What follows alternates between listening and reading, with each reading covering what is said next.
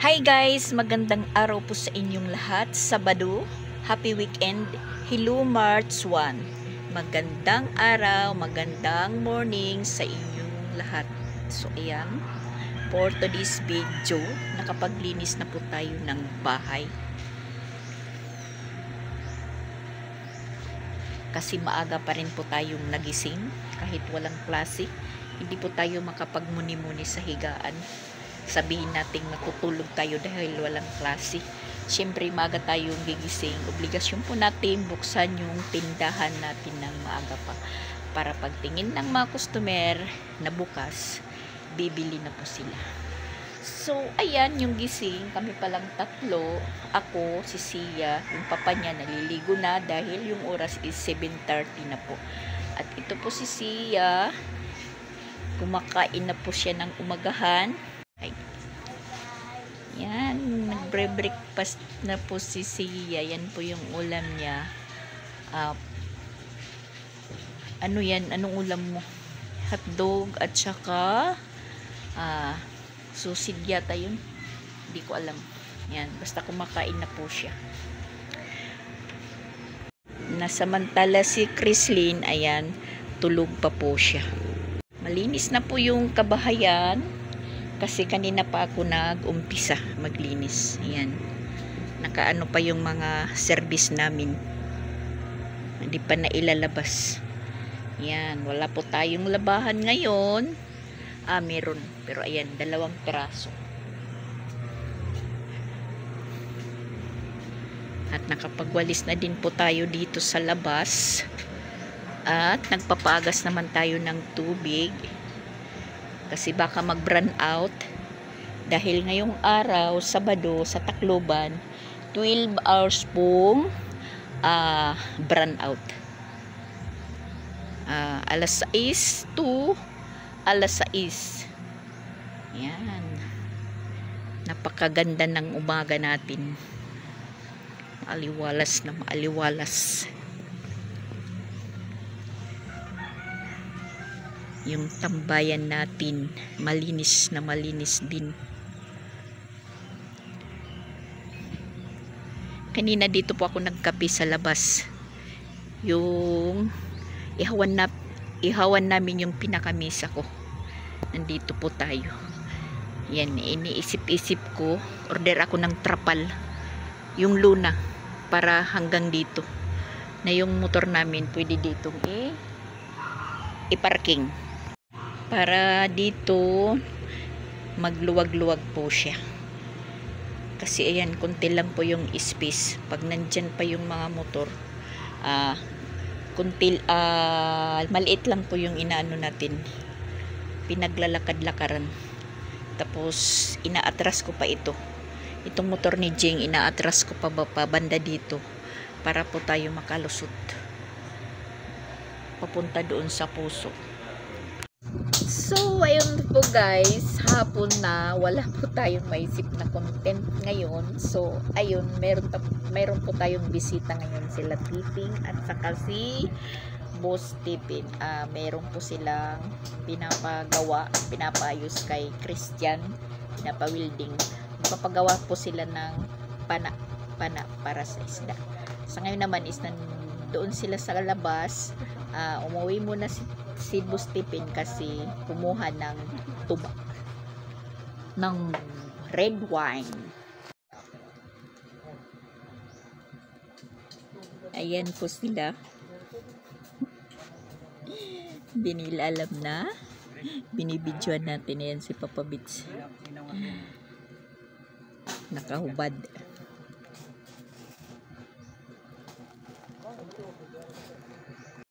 At ayan si Christian, siya po yung nag-aayos ng pana para sa isda.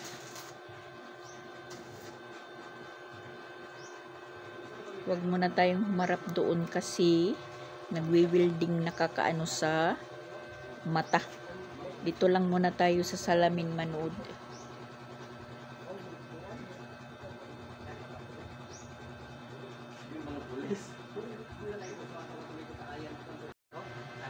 Gumagawa ng pana. Nasa motor is Hello guys! Magandang umaga ulit sa inyong lahat. Linggo. Happy Sunday sa lahat. Ayan. Dugtungan lang po natin yung vlog natin kahapon na naudlot. Dahil walang pumapasok sa ulo natin kung ano talaga yung i-content ko. So ngayon guys,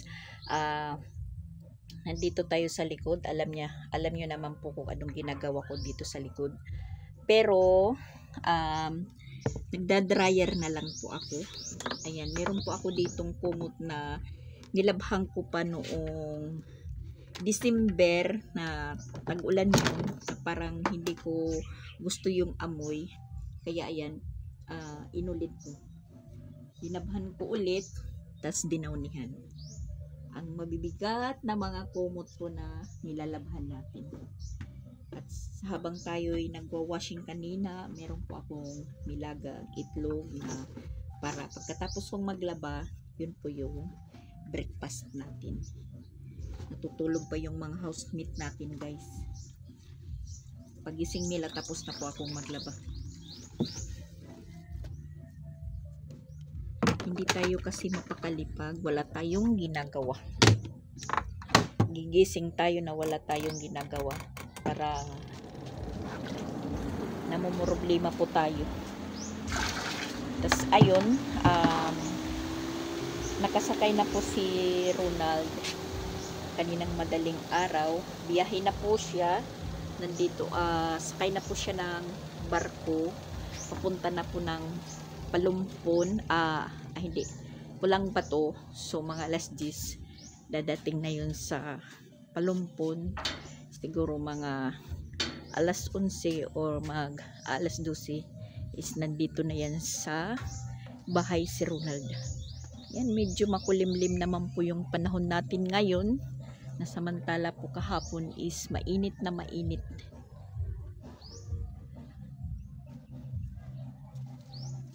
Yan. Medyo madami-dami din po yung nalaban natin dahil hindi tayo naglaba kahapon. Relax muna tayo. Relax kuno. Pero ayan, nababawi. Pagka kinabukasan, mababawi. At saka shout out nga pala, March 2 ngayon. Happy birthday po kay Mariel. Birthday po ni Mariel ngayon. Happy birthday, Mariel.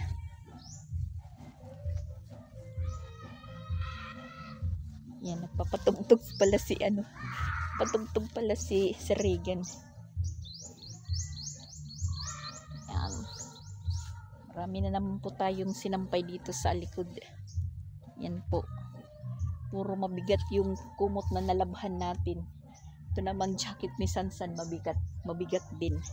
Yung dalawang bedsheet, yung cover sa apuan, bedsheet namin ni Creslin, yan. Magaan lang po yan. So, bali yung dryer na lang po natin yung uniform ni Christian pang trabaho. Inano ko na lahat. Tinapos ko lahat yung mga labahan ko. Last na dryer. Tapos ayan, mag-impainit na po tayo ng tubig para po tayo makapag kape na. Saka nandito sa likod yung nilaga kong itlog. Ayan, pinalamig ko. Kasi habang nagsasaing pa ako sa rice cooker, inilagay ko po yung itlog. Na hanggang sa maluto yung kanin, luto na po yung itlog. At malamig na po siya. Pwede na po natin kainin. Happy Sunday po sa lahat. Yung wala na si Duday. Paparating na si Ronald. Hindi nakasama si Duday. Pero nagkakausap po kami ni Duday. Kahapon, tumawag yung mama niya. Nagbabike-bike sila. Tapos kagabi tumawag si Duday na nagpa-practice magsulat-sulat. Tinuturuan ng mama niya dahil sa susunod na pasukan, i-enroll na po si Duday na daycare. Tawang-tawa nga yung mama niya kasi tres yung sinusulat, pinapag-trace po siya ng mga halimbawa circle, triangle, square. Natututo kaagad si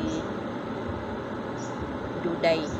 Tapos yung mga liter, tawang-tawa yung mama niya kasi madali daw matuto si Duday. Tapos gustong-gusto pa ni Duday mag-trace. Sabi ko kay Mayang, merong online na pareha kay siya ka. Magdidikir pa lang, inorderan ni mawalin ng papel na tracean ng mga liter ABCD, mga alphabetical. Doon po natuto siya magsulat, mag-trace. Siguro kahit hindi online, sa mga paperworks or ano ba yung tindahan na yun, meron siguro dun, meron siguro binta yan. Sabi ni mama ni Duday, maghahanap daw siya. So, ingay na sa loob, gigising na yung mga mga alyados, magigising na. Tsaka pinagpag ko muna dito yung namin ni Creslin dahil parang marami nang kumakagat. Yan, inano ko muna yung mga unan namin. Tapos meron po tayong kunting tupiin. Iyan, kape na tayo guys. Tapos na po tayong maglaba. 2 itlog with kape.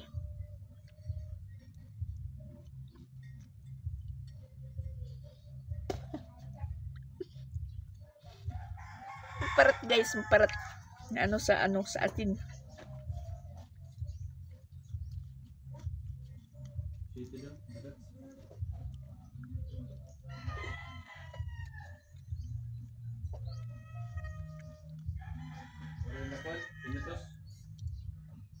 Daman dida. Tagjis.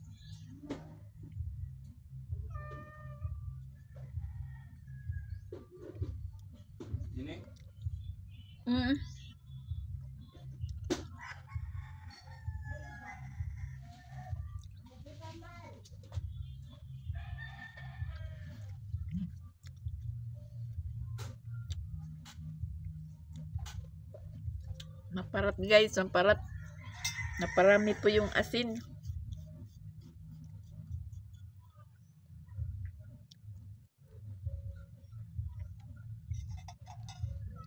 Min natin ng tubig.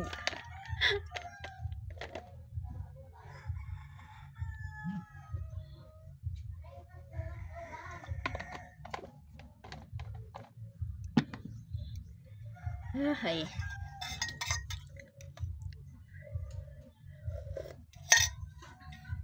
Gusto ko sana sa likod magkape. Kaso lang nagpapasound si Regan, baka madinig. Makaka-copyright pa tayo. Imbis na putol-putol na nga yung vlog natin, makaka-copyright pa.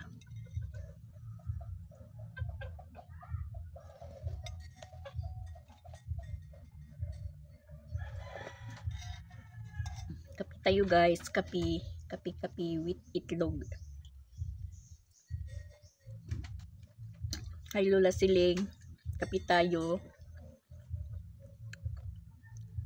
Hi Ate BT, Git Wilson. Hi sa ate ko dyan na isa. Shout out. Kape na po tayo, kape. Yung nandun sa loob nagluluto na naman sila ng hotdog. Kakain na. Ako kagabi hindi po ako kumain kasi merong nagbigay po ng Mickey na pansit dito sa kabila. Parang isang ganito lang kalaki na mangkok. yung kinain, yun po yung kinain ko, naubos ko. Nabusog po tayo. Hindi nila alam na binigyan po ako ng pansit kagabi dahil dito sa tindahan lang po binigay. Wala si Papa Bitsi dito saka si Chrislyn.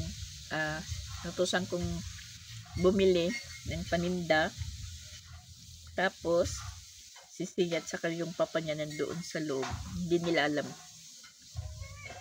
So yun yung kinain ko, yung pansit Mickey. Nabusog pa ako. Pagkain nila, yung ulam nila manok adobo, hindi po ako kumain dahil busog nga.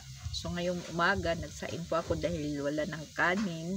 Nahanap po kung meron pang ulam, wala na pala. Naubos nila. So yun, naglaga na lang po tayo ng itlog para ipares sa kape. Doon ako muna yung paglaba. Naghakot muna tayo ng tubig. Tapos maglaba.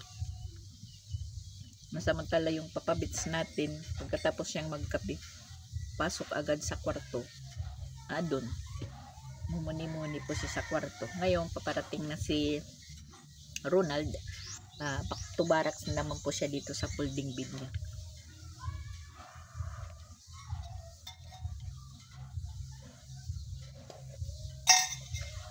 Yan, March 2. Malapit-lapit na po yung tapos yung klase. Sa March 5 as Wednesday.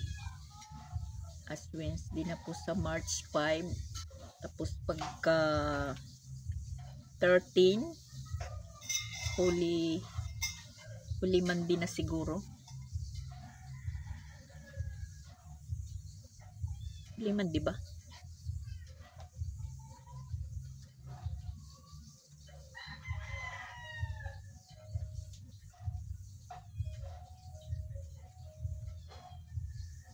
Hindi. Sa ano pala? Sa 17. Hindi. Saan ba yung March pala yung, March pala yung inaano ko. Ay, tinitingnan. April. Dito tayo sa malaki-laki. March 5 as Wednesday. Pagka April yun 14 pala, 14 yung Holy Monday. Yung Good Friday is yung Good Friday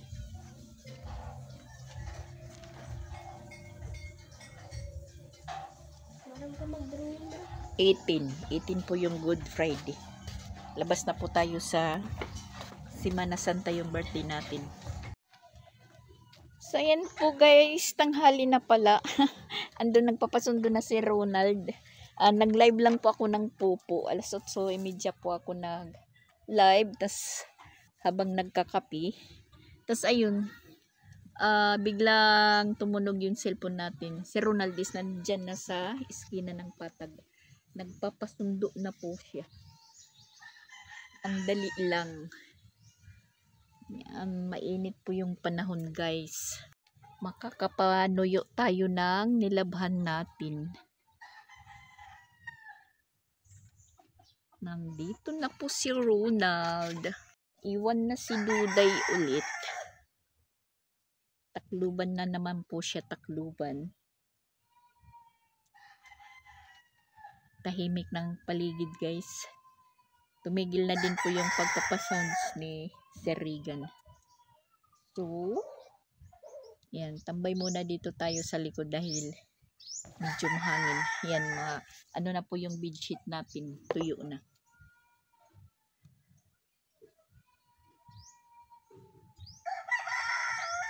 Pakadali po ng oras.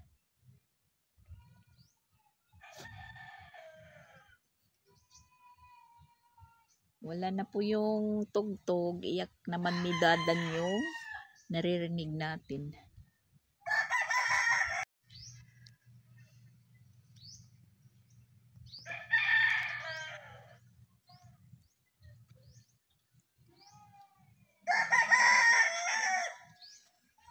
Nandito na.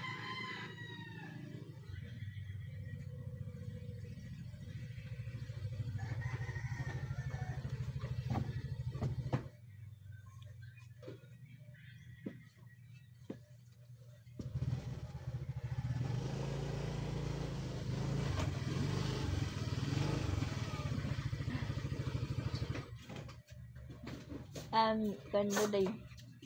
Dito ka pa, Era. Gabi. Kumaturog. Ano man ito day? Ha?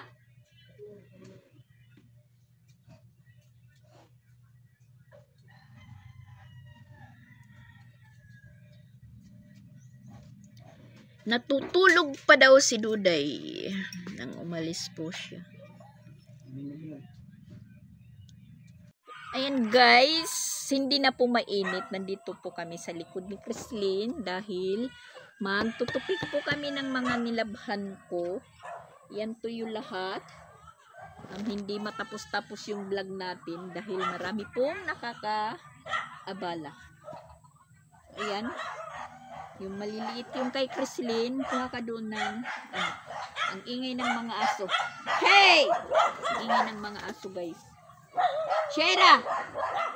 Sakbay Shera. Shera! Baka ko ano, kagatin. So ano, dumating na pala si Ronald. Nakita nyo naman kanina. Sabi ko, anong sabi ni Duday pag alis niya? Sabi naman po niya, tulog. Wala na si Duday. Nandun na sa Tacloban. Sa December na naman yun, papasyal dito. Malaki na yung si Duday pag nagpasyal dito. At saka, nag-aaral na po siya.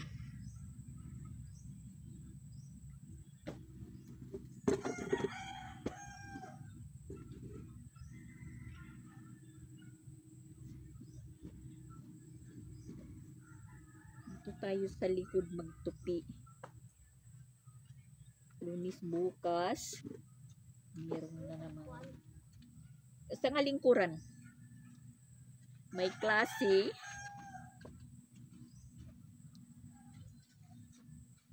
Anuhin na lang po natin dahil hindi naman po magtatagal magbabakasyon. Magsa-summer na po. Medyo kunti-kunti na lang po yung kikilos-kilosin natin tas hindi na po tayo gigising ng maagang maaga dahil nga walang klase.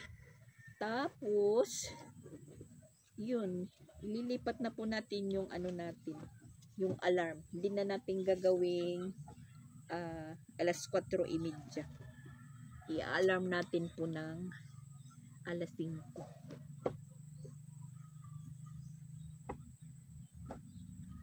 Hindi tayo makatulog kaninang tanghali dahil sobrang init po guys.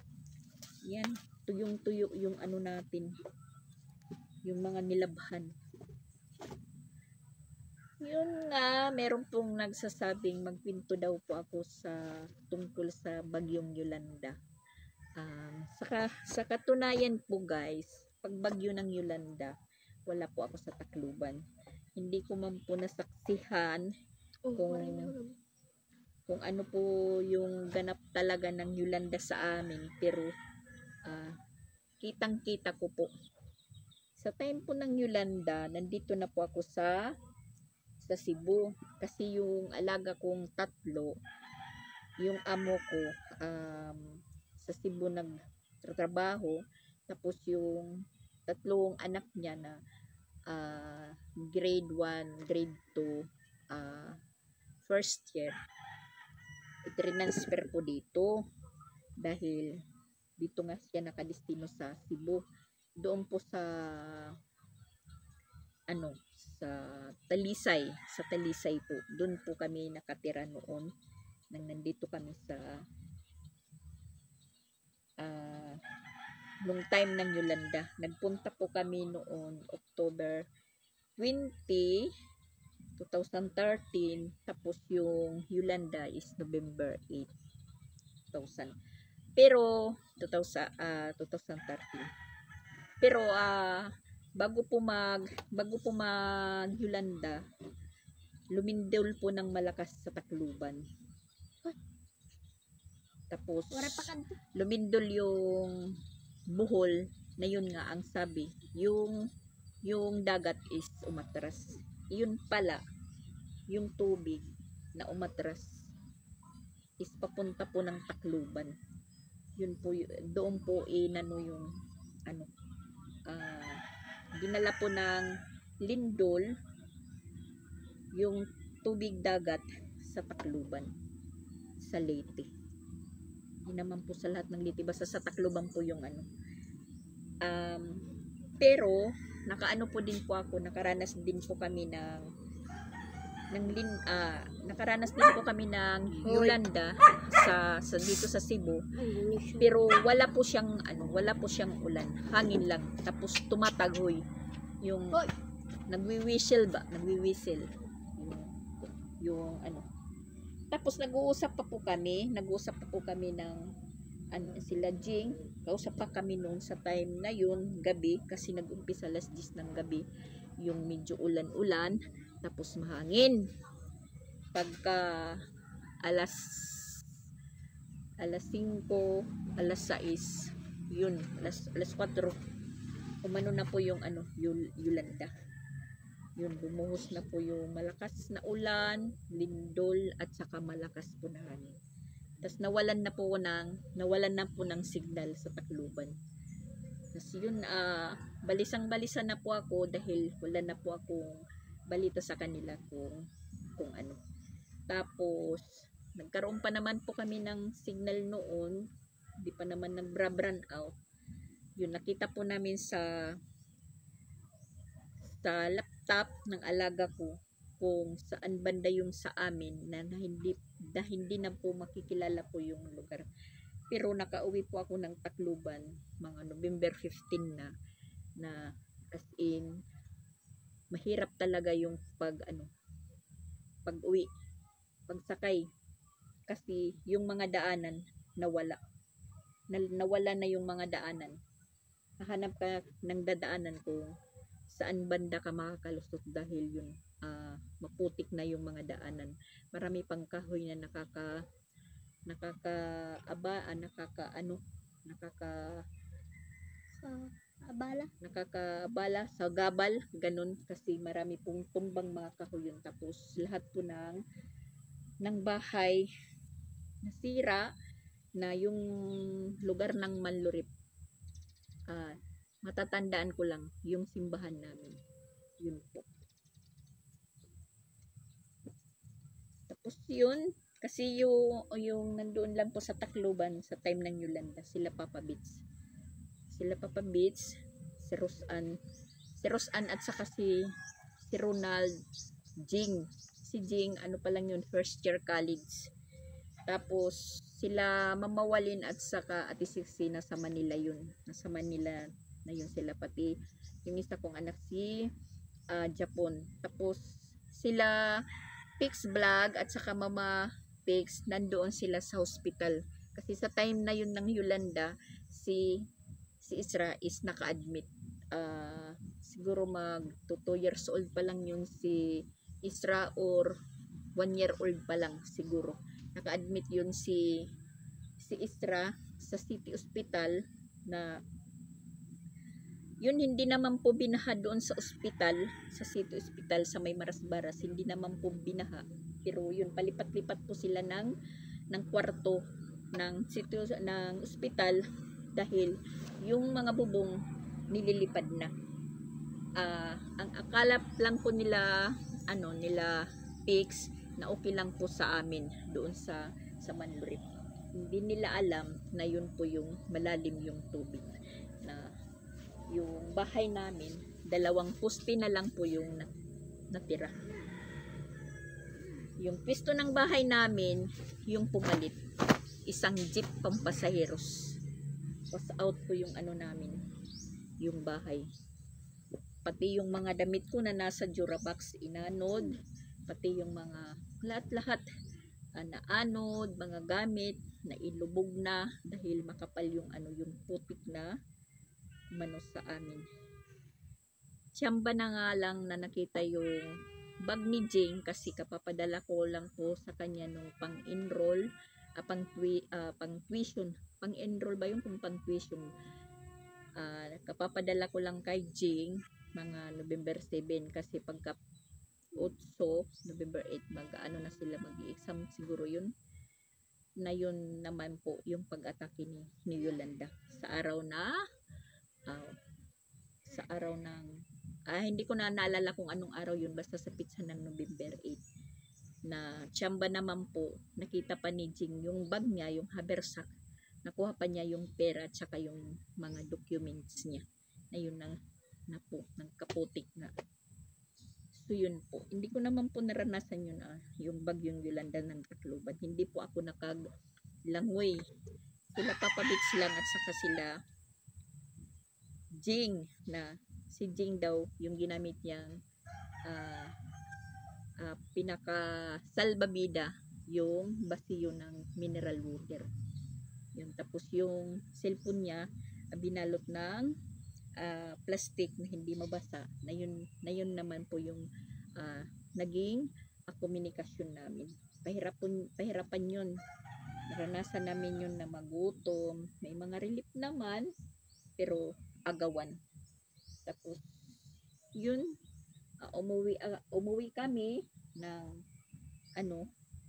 ng amo ko dahil naiwan din naman po yung dalawa niyang anak, na yung mga ang kuya ate yung na iwan, tapos yung asawa niya.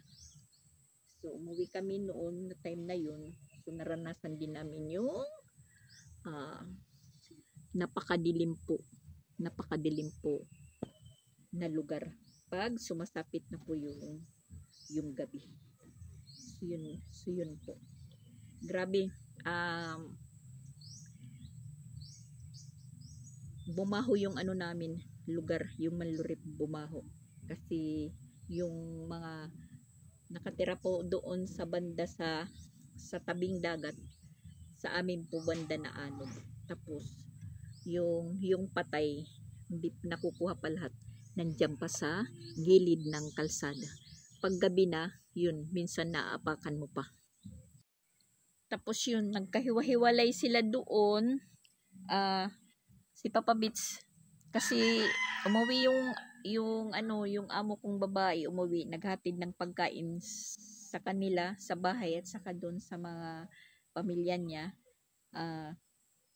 Timing naman pabalik na po ng Cebu. Si 130 pa yung sinasakyan, libre. Nakita si Papa Beach sa airport ng amo ko na pumipila.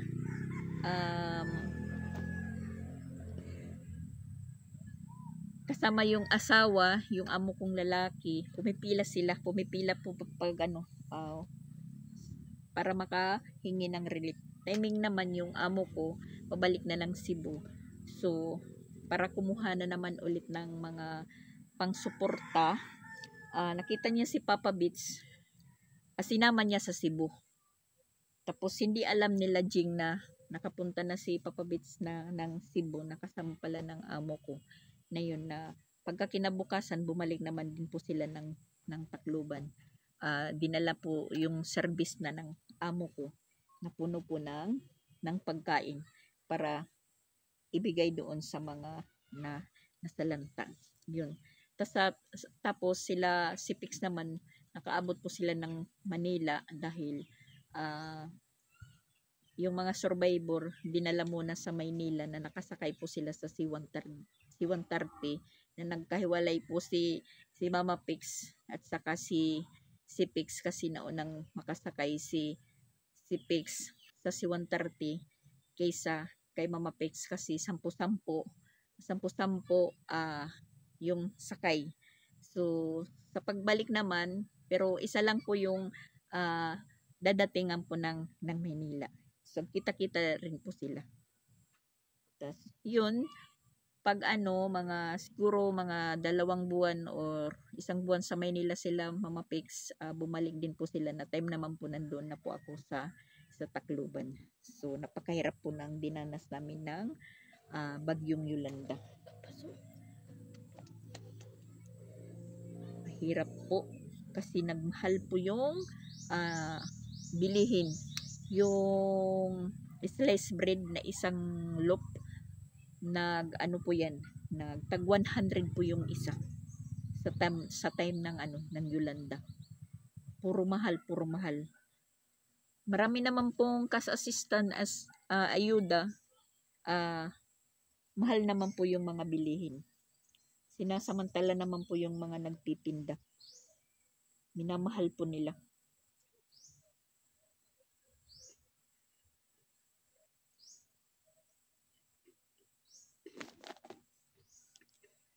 Basta hindi po mauubos yung kwento ng karanasan namin ng Yolanda sa isang sa isang vlogan. Kasi nang umuwi po ako, nakikita ko pa yung mga sasakyan na nakasabit pa sa mga puno. Lalong-lalo na sa may airport. Yun. Yung sasakyan nandun pa sa taas ng puno, nakasabit pa. Panel, may kutsi, ganun. Katatapos lang po natin magligpit ng mga pinupiko. Ayan, nabutan na po tayo ng gabi. Hindi matapos-tapos talaga yung natin pag-vlog. Pinatigil ko muna si Papa Bits magkanta dahil sabi ko sa kanya tatapusin ko muna yung vlog ko. Yan po yung niya, dancing light. Kasi nilinisan ko po yung ulam namin ay inihaw na isda. Kanina po yan na diniliver. Ayan. Sabi ko, ihaw lang natin. Yan, malaki na balanak. Tapos ito, pong pangalan nito na isda, guys. Tapos may mga kunti pong nahalo at nag-iisa pong crab. Sabi pa nga ni Sia. At nagpapano na po ng uling si Christian, nagpapaapoy. Ano po yan? 300 po yung binta sa amin. Ito po siya masarap na paksiw pag maliliit pa. Kaya ayan, parang bangus na po yung laki. Tawag po sa amin nito balanak. Iwan ko dito sa Cebu kung ano po yung pangalan ng isda na yan. Tapos ito po mulmul. Iwan ko basta. Yan, ang laki po niya. Gustong papaksiwin ni Papa Bits. Sabi ko, ihawin lang natin kasi ito parang hindi ko gustong paksiwin ito. Dahil malansa. Malansa po siya na isda. Yung bagay lang po sa kanya niyan is inihaw. Kaya mag-iihaw po kami.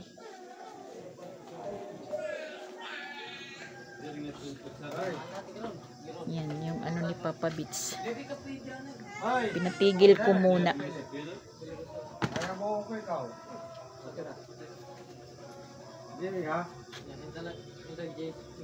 Kinsa man na si Dadan? Ano?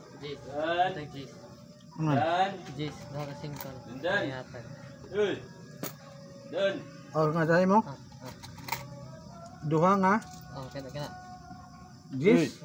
Nak ikaw nak. Kan Nak? 20 neighbor. Nak. Tulo. Kan mana ke? Jis o kan. Ay. Gos. Ay. Abon. Bagong gising kasi si Dadan. Ay. Tara na. Walang napili. Bagong gising si Dadan.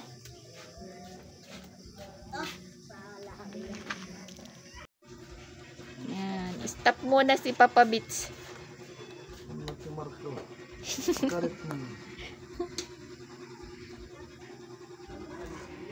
Naka-dancing light.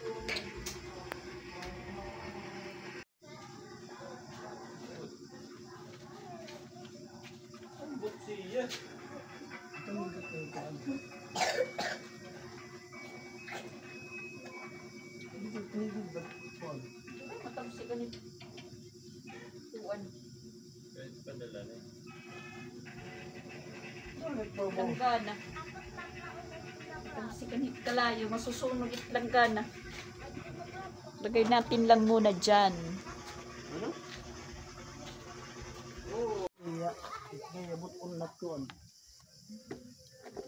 Malapit na pong maluto.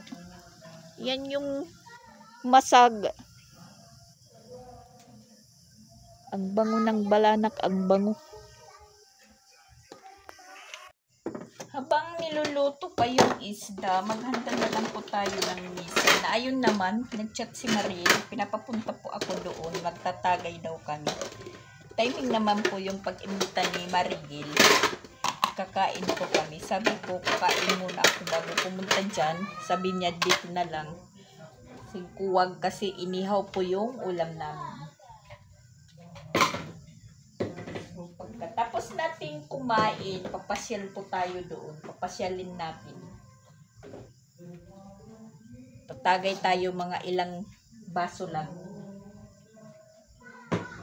Dahil may klase na bukas. Hindi pwedeng magpuyat. Pasyal lang po ako dahil nakapagsabi po ako kay may timang kanina, mapupunta ako doon dahil nag-unboxing po sila. Sabi ko, papili naman. Titingnan ko lang po kung meron po akong magustuhan. Yan, sausawan. Walang kalamansi. Ano lang, suka at tuyo. Yun na lang po yung sausawan natin. Nalalagyan po natin ng sili. Bahala sila kung ano po yung sausaw nila. Basta ako maggagawa na po ako ng sausawan na may sili. May anghang. Gusto ko kasi yung maanghang. Pag kumakain tayo, dapat may nararamdaman na anghang. Yun. Pero si Ronald nandun na kilabos titin.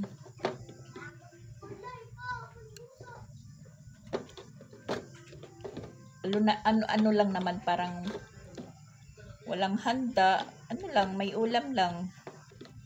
Ulam lang kakainin, ganun. Sabi ko, kakain muna ako bago ako magpunta doon. Bali, pasyal lang din. Pasyal lang po doon.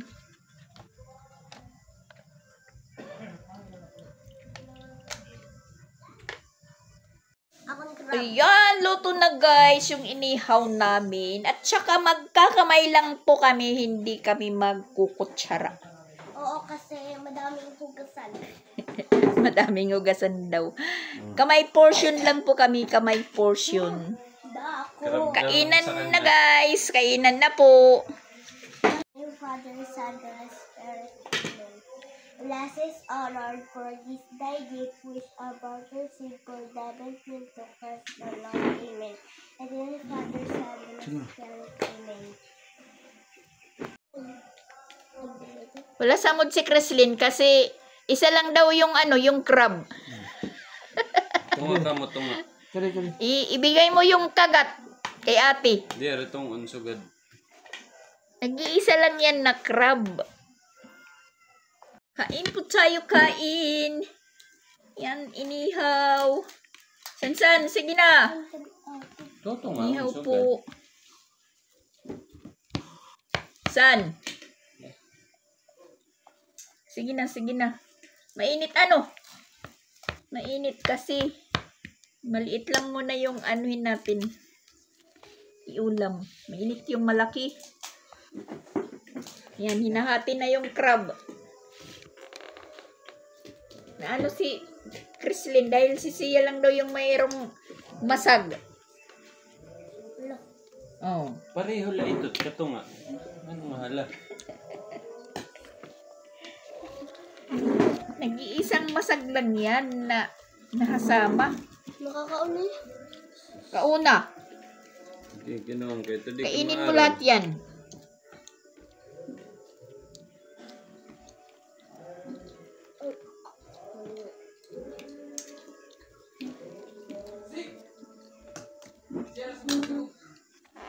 Sierra!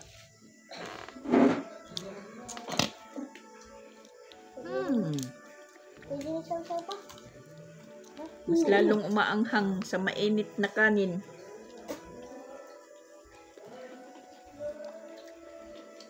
Si Eluwag, at kakainin. Sige, ngatin. Ngat-ngat.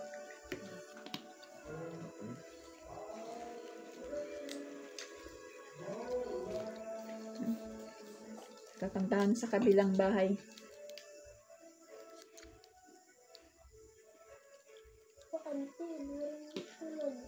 Nakawari may dahil ito. Kaya ano may ada kasama si Yatim Kamot? Hindi ka natumba. Hindi na may atubangan niya ang tindahan. Sa adik ko. Sugatan yung siko. Kumain ko. Kasama niya. Nagkutlig. Sila. Para kayong mga timang. Pinurot daw siya ni Sia na sugatan din.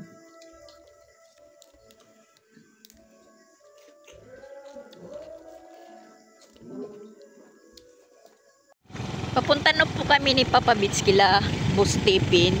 Kami lang dalawa, hindi namin sinama yung mga bata. Kasi may klase bukas. Hindi lang naman po kami matagal. Pinagbibigyan lang po natin si Mariel kasi tawag ng tawag po, pinapapunta po ako. Wala naman siyang handa. Yun lang, meron daw siyang inihaw din na tamban. Basta pinapapunta lang po ako niya doon. Hindi pa pala tinanggal yung yung mga Christmas light. Nandito pa rin. Ewan ko kung anong ganap ngayon sa gym. Maraming tao. Naalala ko lang si Duday. Ang saya-saya ni Duday pag nagpupunta kami dyan sa Katmon Plaza.